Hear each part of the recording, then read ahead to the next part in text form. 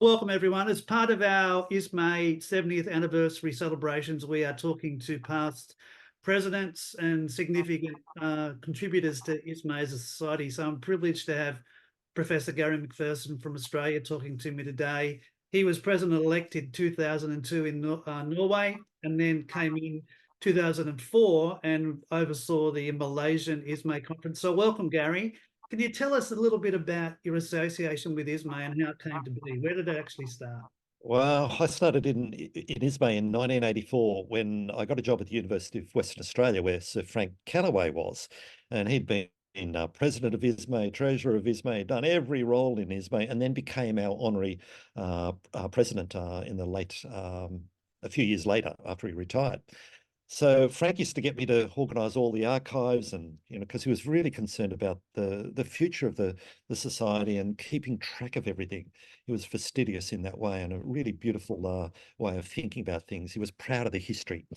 And so I helped him organise all the filing cabinets, and we threw out some stuff, and we put a lot of other stuff into the archives over in Maryland.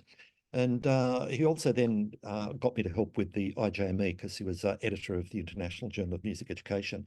And I became a review editor. I think I did that for about 14 years. And then I really enjoyed that. I went to the 1988 conference in Canberra. That was my first ISME experience.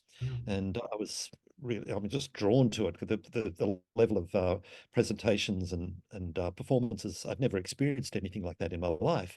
So I was hooked on ISME. I couldn't, for financial reasons, get to Helsinki in 1990. Went to 92 and 94 and all the other subsequent conferences, but I missed 1990. And all I remember about that is everyone raved about how fantastic a conference it was in 1990 in Helsinki. The performance groups were amazing. They were really, really spectacular. And it was probably the best conference that ISME had ever had. So I've always regretted not going to Helsinki, but I'm really looking forward to going to Helsinki this year because I know they'll put on an amazing conference. So then I became president of the Australian Society for Music Education. And I remember when I stepped down from that, it was about 1995, Bob Warner approached me at the 1996 World Conference in the Netherlands, in Amsterdam. And I remember him tapping me on the shoulder. And Bob Warner was just an amazing person. He'd been involved in ISME for decades. He was Dean of Music at the University of Cincinnati Conservatorium. And at that time, he was treasurer. So he asked me if I'd take over as treasurer, and all the blood ran from my face because it was such a shock. I really thought he had the wrong person. But then he came back again and said, "Yeah, you're the person I was looking for." And we had a bit of a joke about it. And for the next 10 years or so, oh, sorry, wouldn't be that, about 6 years, I was the treasurer. Wow. And then did all sorts of other things. I was on the ISME Research Commission and some of the commission work, got on the board. I was on the executive. In those days, the Secretary General and the Treasurer were both on the executive. So the executive was the three presidents and the Secretary General and the Treasurer. And that all changed in 2000 when we had a complete revision of the Constitution, and we separated the administration from the management, which is fantastic, development was made. Look, I was really blessed to have colleagues at the time like Anna Solbu, John Drummond, Anna-Lucia Frager, they're all presidents before I was. And Anna was a real visionary, and what he wanted to do is he wanted to rethink ISME, what its purpose was, what it should achieve into the future. But the way we needed to do that was just disband the structure that we previously had, which had served us well, but think about a structure that would serve us well into the future. And that's where we separated the management from the administration. And those constitutional changes went through in 2000. And I think, it even permeated how we organise conferences. And so massive changes, all, in my opinion, really excellent changes. It took us a little while to get going again and sort of to run those changes in. But then I was blessed to sort of be elected as president-elect of ISME in 2002 and took over in 2004. My conference is in 2006. And during that time, there, a number of new organisations and countries came within ISME's fold. We organised all the regional conferences. We initiated the standing committees with Giacomo Oliva. I should have mentioned him too, because he was one of the most brilliant administrators I've ever had a chance to work with. Giacomo was the president just before me. And we're all very close, and we all wanted ISME to move forward and be a little different from what it had been in previous decades. So it was a sense professionalising the society. So they're really dynamic, wonderful years. That's really interesting. And I'm wondering, like you mentioned, you touched on the commission, the research piece, but I think from my experience, having been a commissioner and also now on the board, the use of the commission structure is really interesting the week prior. Can you just tell us a little bit about your involvement? I know you've probably done a fair bit with the research commission, but sort of involvement with commissions broadly and how you see that fitting into the bigger part of ISME as well. Yeah, well, during the late 1990s, there was a full review done of the commissions. I mean, people were worried because the attendance at the World Conference wasn't spectacular, and a lot of people who went to the commissions then didn't travel on to the conference, which was the original idea.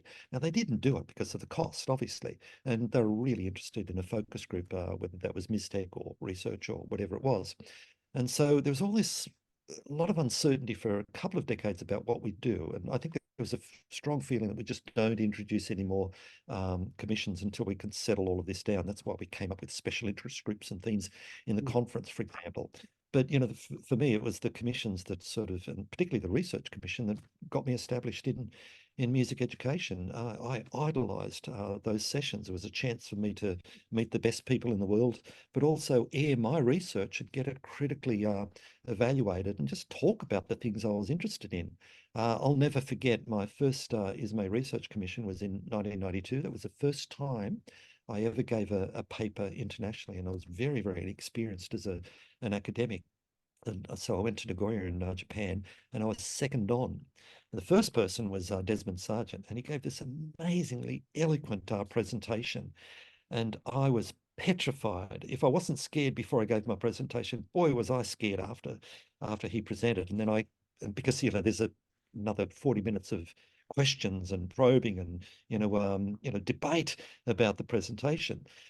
And that was the format in those days. And so I gave my presentation. I have no idea how it went, but I remember Bertil Sundin came up to me afterwards and he said, "Gary, I love that presentation. You're the first person I can ever remember who spoke about improvisation." And he was really into improvisation. And so for me, it's the commissions, it's the World Conference, but most importantly, it's the friendships and the people that I've met in ISME that are more special than absolutely anything else you could ever imagine. And I feel blessed again to, have all these friends, both young and old, who that's what we treasure when we go to the commissions or we go to the conference. And the commissions are very, very healthy now. They serve as perhaps the most theoretically and politically active voice for their special interest areas in the world, as far as I'm concerned. Yeah, no, And so they've got a major role within ISMO structure. I feel like ISME is probably a leader in that space because it actually does unite, as you say, everyone across different research areas, different locations, whether it's, by country or by maybe level of study. It could be a teacher, it can be an academic, it can be a performer. Would you agree with that? Oh, absolutely. And it's the continuity. These commissions have been going for decades. Now we see other developments internationally, but they take a long time to get going and sometimes they peter out. Whereas the distinctive thing about ISME is that the World Conference and the commissions of the longevity of them. And so the literally hundreds and hundreds of music educators who've had their first experience in an international forum, presenting at a commission, and then build up friendships that last their entire life, build up friendships that then open doors for them, and then build up friendships that allow them to, be the next generation of leaders. So, as I said, I just feel incredibly blessed to have had, part in the commissions and helping them, and both from being in them, but also administration as president and part of the executive board of ISME. Yeah, that's great. I'm wondering, I've got a couple of questions here I'm going to try and put together. I mean, is there something you're really proud of from your time, whether it's maybe in your presidency or just something that's happened. I can remember, for example, in Malaysia, we had the awards there, the big awards, and we had obviously, I remember Sesame Street sort of Yeah, stuff, that big connections with, I suppose, organisations beyond just music yeah. and that sponsorship thing. But also, I'm wondering, is there someone you've met along the way? Maybe another academic researcher? Is there someone like a performer slash, I don't know, media person who's been significant or contributed? Yep. Look, I'm not going to take any credit because it's always a team effort. It's always the board. It's always other people helping you. It's not an individual. And that's what I love about ISME. It's a group of people doing things. You know, we changed the constitution in 2000. We put in, we experimented with some restructuring of our administration in the years after it. When I took over as treasurer in 1996, 97, I remember ISME wasn't in great financial shape because, the Amsterdam conference hadn't been so successful. But then within 4 or 5 years, we're, well and truly on track with our finances. So we do have our ups and downs. During my period, Malaysia joined the society as a group member because we helped establish the, Malaysian Music Education Society or Association. China came into the organisation. A number of other countries came into the organisation. So it was a period of real building. We established the regional conferences, APSMA. My role in the Asia Pacific Symposium on Music Education. Look at that now. There's hundreds and hundreds of people attend that symposium every 2 years. So all of those are on the side and within ISME, and they're part of the ISME fold. I've seen some stunning keynote addresses that, they're transformative, and some others that you really enjoy. Wow, that was so fantastic. But I remember my first time I went to an ISME conference internationally was in 1992 in Seoul, Korea. And Pat Sheehan Campbell gave a keynote. And boy, what an amazing experience that was. Because Pat, was, the world's cultures and what she has to say about music of other traditions rather than Western music. My goodness. And then she sings and she gets up there and talks about how we can teach it and all the ethical issues. But she was, for me, the complete music educator, and I'll never, ever forget that presentation. There are lots of others, but I'm sure ISME members will reflect back on one or two that have just, changed your life. Yeah, For me, that was one of them. that's great. This is probably a little bit more sort of philosophical, but now you've been involved for a long time, and that's wonderful. I mean, two things. Why sustain that membership? And I suppose, Gary, for new members who maybe are watching this, what would you say to them about the advantage of being involved with ISME? Well, I don't have to pay my dues now because I'm an honorary life member, which is pretty cool as I approach retirement. But I used to always find the money. ISME had to be at the top, even if I wasn't going to the conference. It was important, and for me, it was important as a music educator, where many of us live a fairly lonely existence because we might be the only music teacher at the school or just a group of 2 or 3 colleagues. For me, it was just this association with an international organization that was working internationally on our behalf to sort of, our national associations work nationally to sort of build and foster and enrich music education in the country, but ISME does this internationally. And it's this, this collegiality across nations. I mean, we'll go to Helsinki this year and we'll hear performances from around the world. Move on to another country, there will be a focus on that region of the world in terms of performances. So for me, that's just my lifeblood. I feel blessed. And I think you make a good point, Gary, around that sort of the global thing. I mean, I think this one for Helsinki, we're all looking forward to actually seeing people face to face, post the last two being held in sort of hybrid online. The fact that we can actually, I think Baku or Azerbaijan was the last time we were face to face, and Yeah. it's a Yep. long 6 years is a long time. So I think you're right. The whole idea of connectivity. As we move towards the end of this, I'm just wondering if you got like a funny or an insightful maybe story or anecdote or something that strikes you. You remember something happening or something you've done in this sort of. I got thousands of them. I'm sure you do, but is I it, should do a book on us, my generation, because we've got some doozies. We've really got some doozies. But one that immediately comes to mind, and I mean, one of my dearest friends is I'm just trying to think whether I should mention this or not. It's one of my Japanese colleagues, and he was on the board, and we were establishing standing committees. And I remember that he had his little computer out, a translator. He was looking up the word standing, and he was looking up committee, and he had the contradictions. He was just sort of thinking that the standing committee is where we stand instead of sit. And so that's one. I mean, there are all sorts of other things that happened across the years, but that why one of the reasons why I say that or give that example is that we learn from each other. We learn, in that that 2-minute giggle within the board meeting, we learn to respect each other. We learn more about each other. We learn about the problems that we all face and the individual or unique problems. And, that's a really important part of this brotherhood of music educators. That's what it's. That's what it's about, isn't it? Yeah. I mean, I think of it like a big family. Yeah, the other piece of advice I'd give the young music educators, go to ISME, and if your career flourishes or you have success with your life, you'll be looking at these gods, these people that you idolize for a number of years. And then all of a sudden, people will be coming up to ask you questions and you'll be looking down. There is no middle period, right? So your life will go very quickly. Your academic life will go quickly, or your music education life will go quickly. And you'll be looking at these exemplars who you want to strive to beat, and you work hard to be them. And then if you can get to roles like president and writing articles and whatever, then people will be searching you out. That's the gift of academia. That's one of the most beautiful things about being an academic in music education.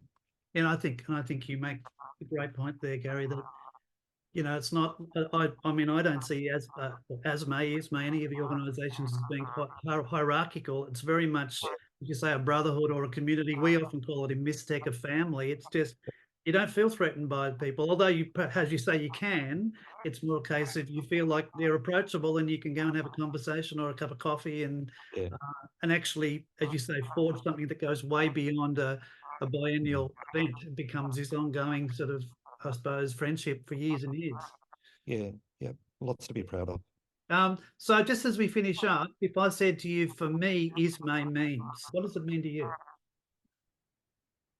Life. I mean, I could just go on and on and on. I'm not sure I can put it in a sentence. For me, it was my lifeblood. It was the way that I made connections. I kept up with my discipline. I became stronger theoretically, that I understood who I was, what my purpose as a music educator was. And it was a resource. It was a way of tapping into information with people who are knowledgeable, much more knowledgeable than I, but who are willing to help and who are willing to mentor. It's all of those things, and many, many other attributes that can benefit a person's life in music education. And I think now, I mean, just the fact we're doing this on Zoom, but the fact now we've got the capacity to do digital communication at any time, anywhere, is quite an amazing thing. I'm thinking back even early days of what ISME would have been like, as you say. You mentioned Frank and you mentioned filing cabinets. Yeah. We have come a long way, haven't we? Yeah, well, I can remember the discussion on emails, because our ISME historian was saying to us, we're doing everything on emails. There's no paper record anymore, and the emails just get lost. So we need to protect and preserve our society. We need to recognise that the past has been glorious. Lots of changes have been made, but we want a better future, and so we need to acknowledge and understand the past in order to move forward, I think. Yeah, wonderful. Well, I want to thank you for taking the time out of your busy schedule, and we look forward to hopefully seeing you in downtown Helsinki and catching up. Thanks again, and I really appreciate your time today. Oh yeah, a pleasure. And if anyone wants to know, I know a really good Thai restaurant in Helsinki. Okay, Having known you for a while, Gary, that's a priority. Anyway, you take care. Thanks so much. Thanks.